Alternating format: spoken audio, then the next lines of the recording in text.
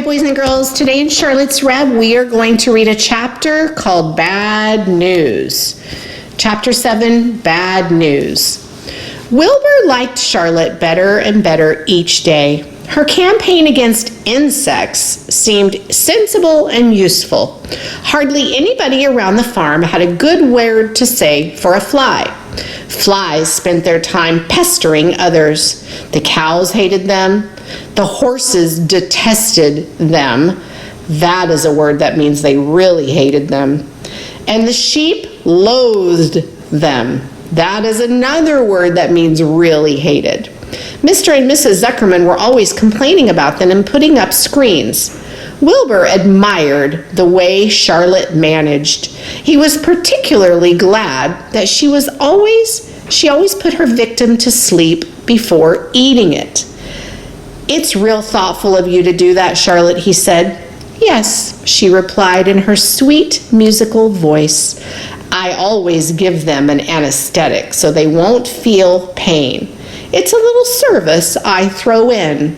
An anesthetic is kind of like a numbing shot. If you've ever been to the dentist, you may have had an anesthetic before." As the days went by, Wilbur grew and grew. He ate 3 big meals a day. He spent long hours lying on his side, half asleep, dreaming pleasant dreams. He enjoyed good health, and he gained a lot of weight. One afternoon, when Fern was sitting on her stool, the oldest sheep walked into the barn and stopped to pay a call on Wilbur. "Hello," she said.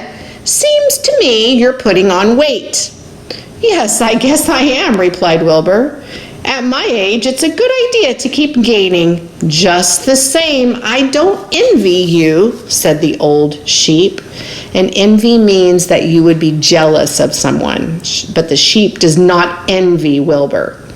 "You know why they're fattening you up, don't you?" Do any of you know why they're fattening up Wilbur?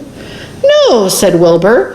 "Well, I don't like to spread bad news," said the sheep, "but they're fattening you up because they're going to kill you. That's why." "They're going to do what?"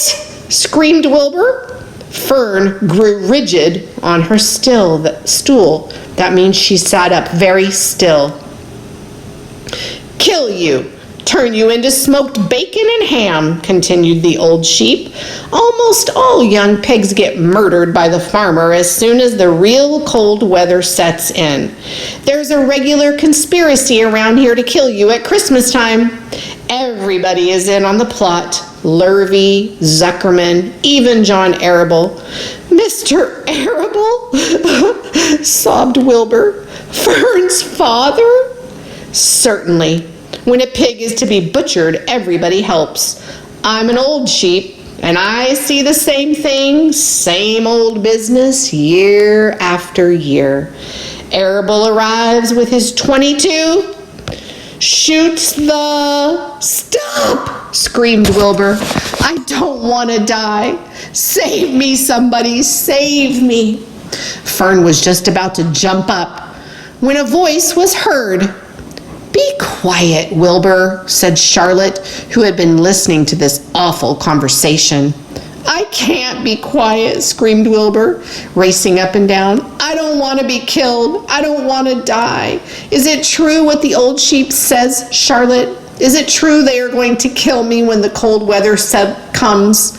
"Well," said the spider, plucking thoughtfully at her web, "the old sheep has been around this barn a long time. She has seen many a spring pig come and go. If she says they plan to kill you, I'm sure it's true.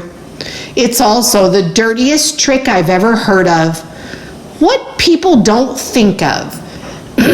Wilbur burst into tears. "I don't want to die," he moaned.